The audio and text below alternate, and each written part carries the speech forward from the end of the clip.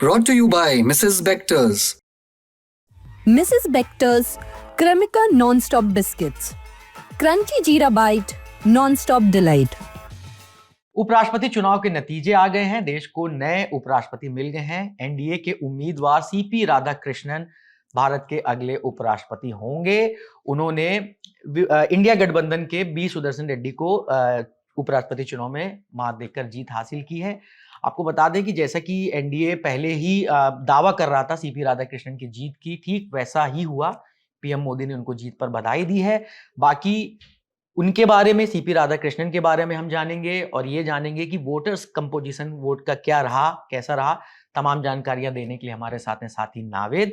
तो नावेद, सबसे पहले तो आप ये बताइए कि ये इस जो आज ये इलेक्शन हुआ है उसके बारे में। जी, तो देखिए नीरज, जब वोटर्स हो गए, सारे वोट जो हैं वो डल गए, तो उसके बाद इलेक्शन कमीशन ने वोटों की गणना करने के लिए बैलेट बॉक्स ओपन करे, क्योंकि ये जो इलेक्शन होता है ये बैलेट बॉक्स के थ्रू होता है, ईवीएम के थ्रू नहीं होता है। वहां पर इलेक्शन के जो ऑब्जर्वर्स थे और ऑथराइज्ड रिप्रेजेंटेटिव्स थे वो सभी वहां पर मौजूद थे। और चूंकि इस चुनाव में सांसद वोट करते हैं तो राज्यसभा लोकसभा सब मिलाकर कुल 767 यानी 767 जो है पूरे सांसदों ने अपना वोट यहां पर कास्ट किया था। और जो वोटर परसेंटेज का टर्नआउट जो होता है, टर्नआउट परसेंट आया 98.2, है ना, यानी 98.2% का इसमें वोटर टर्नआउट रहा।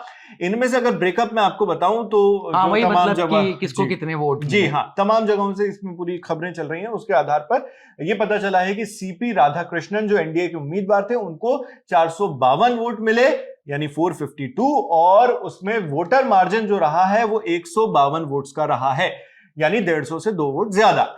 इतना वोटर मार्जिन के साथ उन्होंने इस उपराष्ट्रपति चुनाव में जीत दर्ज कर ली है। उनके सामने जो इंडिया गठबंधन के उम्मीदवार थे बी सुदर्शन रेड्डी, उन्हें 300 वोट्स मिले हैं। यहां पे मैं एक और चीज जोड़ दूं नीरज, यहां पे जो जयराम रमेश हैं, जब वोटिंग हो गई थी, सब हो गया था, तो उन्होंने अपने एक्स प्लेटफॉर्म पर ऑफिशियल हैंडल से एक जानकारी दी थी। उसमें उन्होंने दावा किया था कि 315 अपोजिशन मेंबर्स जो है उन्होंने अपने वोट्स कास्ट किए हैं, वोट दिए हैं, और जो वोटिंग है वाइस प्रेसिडेंशियल इलेक्शन की वो पूरी हो चुकी है। और अपोजिशन एक पूरी एकता के साथ खड़ा है, ये जयराम रमेश ने कहा था, और कहा था कि हमारे सारे 315 सांसदों ने वोट कर दिया है और सब आए भी थे वोट के लिए, और हमारा 100% टर्नआउट रहा है।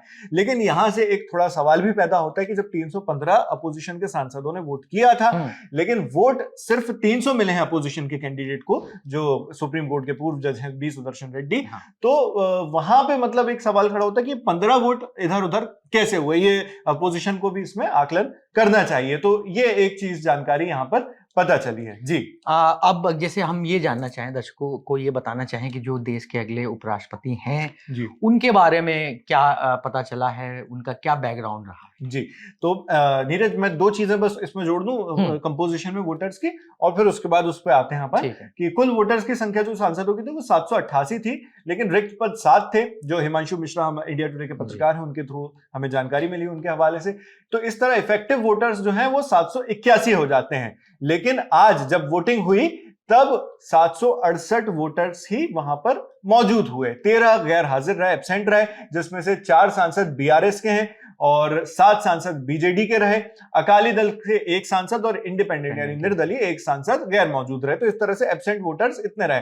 एनडीए के 427 सांसद थे जिन्होंने वोट किया, और जो बाकी सांसद थे वो अपोजिशन की तरफ से, और जो बाकी निर्दलीय और सारी कंपोजिशन जो आती है, जो संसद की कंपोजिशन है, उसी तरह से वोट के लिए आए थे। तो आप देखेंगे कि एनडीए के 427 सांसद थे जो मौजूद हुए थे वोटिंग के लिए, लेकिन उससे ज्यादा वोट सीपी राधाकृष्णन को मिले हैं। वो अब उपराष्ट्रपति होने वाले हैं। सीपी राधाकृष्णन के बारे में ये कहा जाता है कि उनका संघ से और बीजेपी से पुराना रिश्ता रहा है, उसके बारे में क्या जानते हैं? जी, जो राधाकृष्णन की राजनीति है उसकी शुरुआत ही आरएसएस यानी स्वयंसेवक संघ के रूप में, उसके कार्यकर्ता के रूप में होती है।